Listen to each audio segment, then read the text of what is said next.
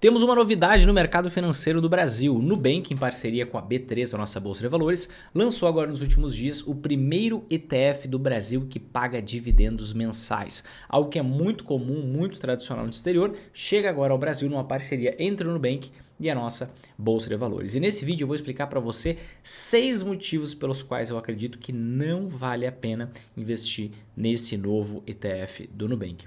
Antes disso, eu só vou explicar para você o que é esse novo ETF, em qual índice que ele segue, qual é o índice de referência desse ETF e depois eu vou te explicar exatamente esses 6 problemas, esses 6 motivos pelos quais eu acredito que não faz nenhum sentido qualquer pessoa investir nesse ETF. E antes mesmo da gente entrar no tema do nosso vídeo de hoje, me diz aqui embaixo, qual o seu maior foco na Bolsa de Valores hoje? Aumentar a sua renda passiva, aumentar os seus dividendos ou você multiplicar o seu patrimônio? Vinícius, quero os dois. Escolhe um. Qual que é o seu maior foco? Crescer sua renda passiva mais rápido ou multiplicar o seu patrimônio na maior velocidade possível? Então vamos lá.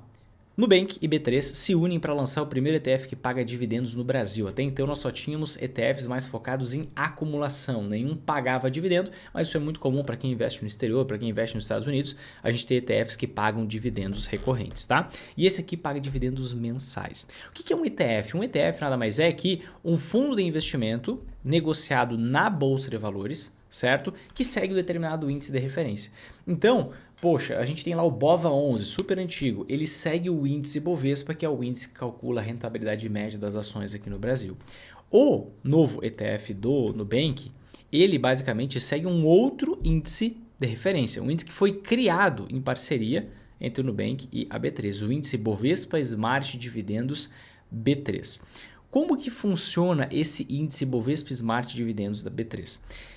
Nessa parceria, eles buscaram pegar, dentre aquelas empresas que são as maiores empresas da Bolsa, as empresas que fazem parte do índice Bovespa, eles buscaram identificar aquelas que tinham o melhor pagamento de dividendos, o melhor histórico de pagamento de dividendos. Então, no índice Bovespa, você tem ali entre 70 e 80 empresas, isso muda com o passar do tempo, mas as maiores empresas da Bolsa, as empresas com maior valor de mercado e as empresas com maior volume de negociação, com maior liquidez, que tem mais investidores comprando e vendendo as ações. E dentro desse universo, ele buscou ali identificar quais eram os 25%, as 25% das empresas melhores pagadores de dividendos do índice. E aí para isso usaram diversos critérios, né? Usaram assim, pegaram um período de 6 anos e visualizaram quais foram as empresas que pagaram uma média de dividendo mais favorável, uma média de dividendo maior. Esse intervalo de tempo também é interessante, porque se você pegar, poxa, qual a empresa que mais pagou dividendo no ano passado? Talvez uma empresa que pagou muito dividendo num ano só e não pagou nos outros. Então eles pegaram um horizonte de tempo mais dilatado e viram qual era essa média do pagamento de dividendos e selecionaram 21 empresas. Já vou mostrar para você quais são essas 21 empresas, aí está um dos problemas, tá? E eles fazem um rebalanceamento a cada 4 meses dessas empresas. Então, a cada 4 meses vai ter uma revisão, talvez saia alguma empresa que não paga mais muito dividendo, talvez entre uma nova empresa, talvez mudam os pesos ali, né? Porque tanto a seleção dos ativos quanto o peso que cada empresa tem dentro do índice depende do volume de dividendos pagos de forma recorrente nesses 6 anos. E só para você ver aqui, quais são as empresas que fazem parte. Aqui a gente tem, ó, por exemplo, Taesa, é a empresa que tem o maior peso, Taesa e Vivo, 5,8% do índice. E aí você tem diversas outras empresas aqui, Taesa, Vivo, BB Seguridade, Santander, Engie, Itaúsa, Banco do Brasil, Bradespar, Semig, Copel, CPFL, Companhia Siderúrgica Nacional, Vale, Gerdau, Vibra, Cyrela. Gerdau novamente, mas aqui você tem 2 tipos de ações diferentes, uma da subsidiária, outra a gente tem a Goal 4 e a GGBR 4, outra metalúrgica. Você tem Cielo, você tem Petrobras, você tem CSN Mineração, você tem Marfrig. Você pode ver que Marfrig, o menor peso em 2,8%. Então esse peso, tanto a seleção dos ativos quanto o peso, isso varia com base no pagamento de dividendos, no histórico de pagamento de dividendos nos últimos 6 anos. E basicamente você tem 2 ETFs, né? Você não tem um ETF só, você tem 2 ETFs. Você tem o NDIV11 e você tem o NSDV11. Qual é a diferença desses 2 ETFs? Os dois, eles vão investir, vão seguir o índice de referência, que é esse novo índice criado, que é o índice Bovespa Smart Dividendos B3. Só que o NDIV11, ele vai pagar dividendos mensais. Tá? E o NSDV11 ele não vai pagar dividendos, ele vai reinvestir os dividendos recebidos, o que acontecia até então em todos os ETFs de renda variável que a gente tinha no Brasil, né? Então você tem essa opção, quero receber dividendos mensais e aí eu tenho que ter este trabalho, digamos assim, de ir lá, pegar o valor recebido, reinvestir, seja no próprio NDV11, seja em outros ativos, ou eu quero um processo automático porque eu não quero dedicar tempo nos meus investimentos. Eu quero deixar lá que o próprio patrimônio vá sendo reinvestido. Se eu quiser fazer isso, eu posso escolher o NSDV11. Independente do ETF que você escolher, você vai ter que pagar uma taxa de administração de 0,5% ao ano. É uma taxa fixa para ambos os ETFs, tá? E você tem uma liquidez em D+2, ou seja, se você hoje for lá e vender algumas cotas que você tem desse ETF, daqui 2 dias úteis você pode fazer o saque desse valor diretamente na sua corretora. Tem esse delayzinho normal, natural, como é normalmente com as ações no Brasil, tá? E você tem um aporte mínimo, investimento mínimo, que hoje está na faixa dos R$100. Então é uma alternativa barata de você conseguir se expor a diversas ações e conseguir obter algum resultado. Mas, entretanto, contudo, todavia, a gente só viu até então vantagens, mas eu vou destacar agora para você os problemas, os 6 motivos pelos quais eu acredito que não faz sentido você investir nesse ETF, e não só nesse ETF, não por ser do Nubank, não especificamente, mas em praticamente todos os ETFs no Brasil não vai fazer sentido você investir. Por quê? Vamos lá. Primeira razão, primeiro motivo. Você tem que obrigatoriamente pagar uma taxa de 0,5% ao ano. Então, quando você tem essa taxa de pagamento de 0,5% ao ano, independente se você está num período de crise, as ações estão desvalorizando, as empresas estão diminuindo seus lucros, os dividendos pagos são cada vez menores, você tem mais esse custo extra de 0,5% ao ano. Se você pegar, por exemplo, a crise entre 2014 e 2016, você vai ver diversas empresas distribuindo menos dividendos, tendo menos lucro, ações desvalorizando, e você ainda tem esse custo adicional de 0,5% ao ano. Então eu considero isso aqui um peso, é um custo desnecessário, um custo que você não precisaria ter, mas que você decidiu ter por escolher esse veículo. Essa é a primeira desvantagem. Segundo ponto importante, tá? O foco na seleção dessas empresas, ao mesmo tempo que aquele período de 6 anos, né? Vamos lembrar, como que foram escolhidas as ações desse índice Bovespa Smart Dividendos B3? Você pega os últimos 6 anos e você vê quais empresas que pagaram, que estão dentro do índice Bovespa, que foram os melhores pagadores de dividendos. Ao mesmo tempo que, por ser um período de 6 anos, você se blinda um pouco de estar investindo numa ação que só pagou um bom dividendo num ano e não pagou nos outros anos, você escolhe as ações em relação ao passado das empresas. O que pode ser bem diferente da situação atual das empresas e do futuro, das perspectivas para as empresas, né? Então, como você está olhando só para o passado e para um período distante, um período de 6 anos, acaba que você, muito provavelmente, e nesse caso eu já vou te comprovar isso, você vai estar investindo em ações que não faz sentido lógico, racional você investir, só porque elas pagaram bons dividendos no passado, né? Aí a gente daqui já parte para a terceira razão. Primeira razão, taxa de 0,5% ao ano. Segundo, foco só nos dividendos e foco só no passado, sem uma análise mais qualitativa em relação à dívida, em relação à rentabilidade da empresa, em relação a diversos critérios. Não, lucro, parte do lucro distribuído. Então, uma visão muito pequena, uma visão muito estreita. Terceiro problema, terceiro motivo pelo qual eu acho que não vale a pena investir nesse ETF.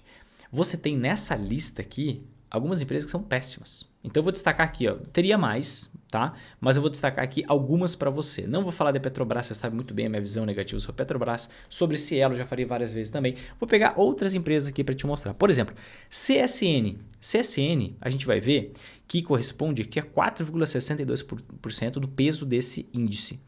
E CSN está dando prejuízo. Então você está lá investindo na ação de uma empresa porque ela pagou gordos dividendos no passado, nos últimos anos, só que olha só, ela está dando prejuízo. No ano passado ela distribuiu muito mais dividendo do que lucro, do que ela teve de lucro. São lucros acumulados que ela tinha a distribuir, só que agora dando prejuízo, será que vai distribuir dividendo? Será que vai ser um bom negócio? A empresa está dando prejuízo, poxa. Está num setor extremamente arriscado, extremamente imprevisível. E você tem uma concentração ali em commodity daquele índice de 25%. Commodity é um negócio extremamente imprevisível. Você não tem controle se você vai ter lucro ou prejuízo. Se você não tem lucro, você não tem dividendo, né? Outra ação que eu não vejo nenhum sentido em investir. Vibra. Por quê? Margem de lucro líquido. Olha só. Quando você olha aqui para a margem líquida da Vibra, você vê 0,42%. Você pega todo o histórico, até já foi boa. lá até 2020. 2020 foi o único ano, na verdade, que foi boa. Nos outros anos, a margem de lucro é muito baixa. O que é essa margem líquida? É a receita, perdão, é o lucro líquido dividido pela receita líquida. Em linhas gerais, significa quantos reais sobra a cada 100 reais faturados de receita líquida. Não é exatamente faturamento, mas para a gente não deixar muito técnico aqui, vamos entender que seja faturamento. Tá? É muito próximo, porque receita líquida é o faturamento menos os impostos diretos. Então, a cada 100 reais que entra no caixa da empresa, quanto que sobra como lucro? Nesse caso aqui, ó, 42 centavos. Então você precisa de um soluço, você precisa de uma dívida mal contratada, você precisa de qualquer problema pequeno na empresa e ela já começa a dar prejuízo. E se ela começa a dar prejuízo, você não recebe dividendo, porque dividendo é uma parte do lucro distribuída para os seus acionistas. Agora, distribuiu bons dividendos do passado em relação às outras ações, olha só, nesse ano está distribuindo muito menos, vamos ver como é que isso vai se manter, mas o grande ponto é a margem de lucro muito baixa. E dá uma olhada nesse nível de dívida. É um endividamento cavalar, na minha avaliação. É uma dívida extremamente elevada. Se a gente vê aqui, ó, dívida líquida sobre EBIT, o que é EBIT? É o lucro que vem da operação. Então é a parte mais recorrente do lucro. Né? A empresa tem em dívida o equivalente a 5 anos do lucro que vem da operação. Só que desse lucro da operação ainda tem que descontar resultado financeiro, que basicamente vai ser um resultado financeiro bastante negativo, juro com dívida, porque a empresa tem um volume de dívida quase o equivalente a todo o patrimônio dela. E ainda tem que pagar imposto. Então você tem que dar lucro por muitos anos para conseguir pagar essa dívida, o que torna a empresa muito arriscada. Vamos pegar um caso mais arrojado ainda, nesse mesmo quesito, a Marfrig. Marfrig, se a gente for olhar aqui, ó, o que é que está acontecendo com a empresa? Mesma coisa que CSN. A empresa está dando prejuízo, 1,5 bilhão quase em 2023. E mais do que isso, olha o volume de dívida da Marfrig. É um negócio assim, assustador. Dívida líquida sobre o patrimônio líquido. O que isso significa? Que para cada R$1 de patrimônio que a empresa tem, ela tem R$10,74 de dívida. Imagine que você tem um patrimônio desse tamanho e você tem uma dívida do tamanho que você está enxergando aqui, ó. Então você tem um patrimônio, para cada R$1 de patrimônio você tem R$10,74 de dívida. É um negócio assustador. É um negócio, poxa, inaceitável na minha avaliação. Outro ponto. Dívida líquida sobre EBIT, que eu acabei de explicar sobre a Vibra. Olha só. O volume da dívida líquida da Marfrig é equivalente a 29 anos do lucro da operação da Marfrig. Você entende? E ela ainda está dando, isso olhando para os últimos 12 meses, ela ainda está dando prejuízo em 2023. Aí você olha para a liquidez corrente. O que é a liquidez corrente? Liquidez corrente é o quanto que a empresa tem de dinheiro em caixa e equivalentes de caixa. Então, estoque, por exemplo, bens que ela pode transformar rapidamente em dinheiro. Quanto que ela tem de caixa e equivalentes de caixa, comparando com as dívidas que ela tem que pagar nos próximos 12 meses. Aí você vê que nesse caso a empresa só tem 14% a mais de dinheiro em caixa e equivalentes de caixa em relação às dívidas que ela tem que pagar nos próximos 12 meses. Então é como se ela tivesse R$114 para cada R$100 em dívidas que ela tem que pagar nos próximos 12 meses. Só que ela está dando prejuízo. Será que ela vai ter dinheiro para pagar essas dívidas nos próximos 12 meses? Ou vai ter que aumentar esse endividamento total, esse endividamento de prazo mais alongado? E a empresa vira mais um montante de dívida, né? Aumenta, na verdade, mais um montante de dívida. Você pode ver que a cada R$100 que hoje entra no caixa, que na verdade que a empresa fatura, a Marfrig, quanto que ela recebe? Nada. Para cada R$100 de receita, ela tem R$1,17 de prejuízo. Então, você pode ver que sempre que você faz um resumo muito grande, sem critérios qualitativos, que é esse caso aqui, índice Bovespa não vai pegar só empresas boas, empresas que dão lucro. Você está vendo aqui, peguei 2 casos de empresas que estão dando prejuízo, tem endividamento cavalar gigantesco.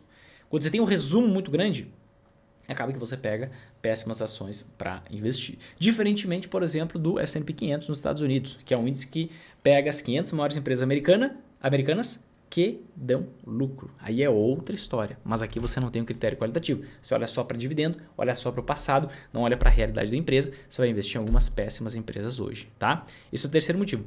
Quarto motivo, imposto de renda sobre dividendos. Talvez você saiba, talvez não, mas hoje, no momento que eu gravo esse vídeo, se você investe diretamente em ações por conta própria, você é isento de pagar imposto de renda. Você não precisa pagar nenhum centavo de imposto de renda.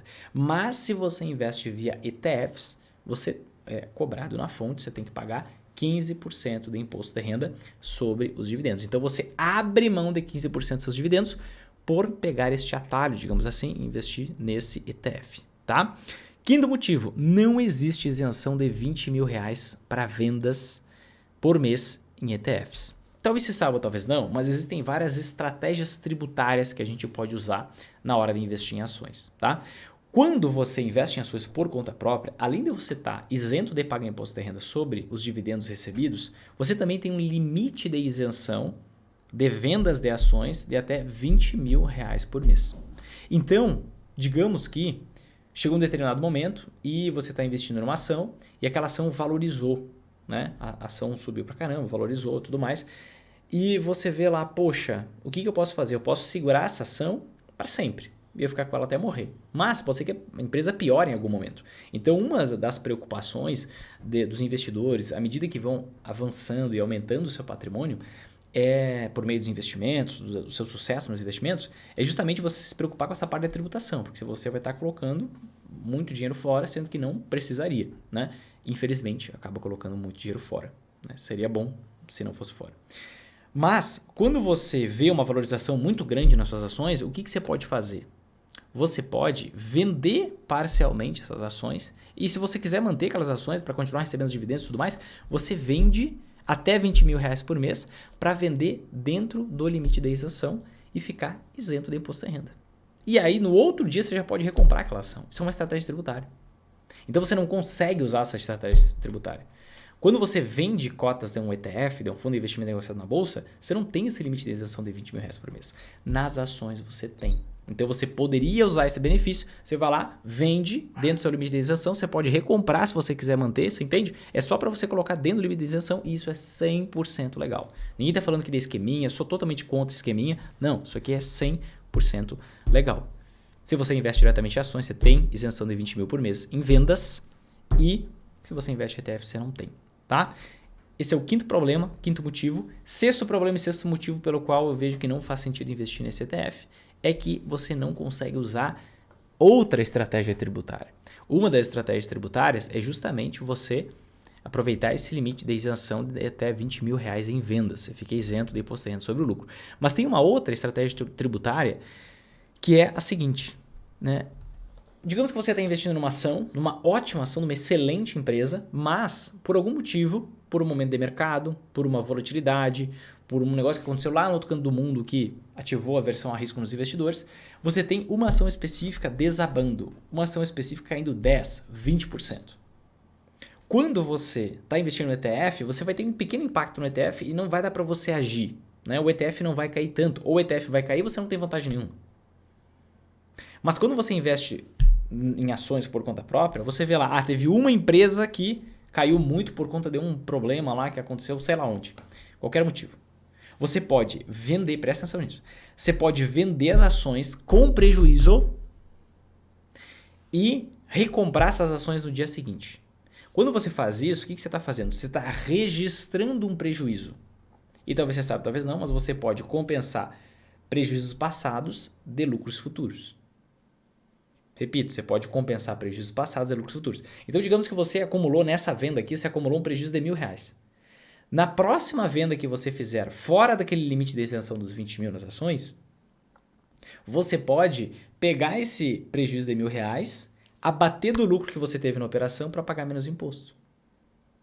Só que se você investir no ETF, o ETF não vai cair tanto quanto aquela ação específica que foi impactada. E aí você não vai ter toda essa vantagem.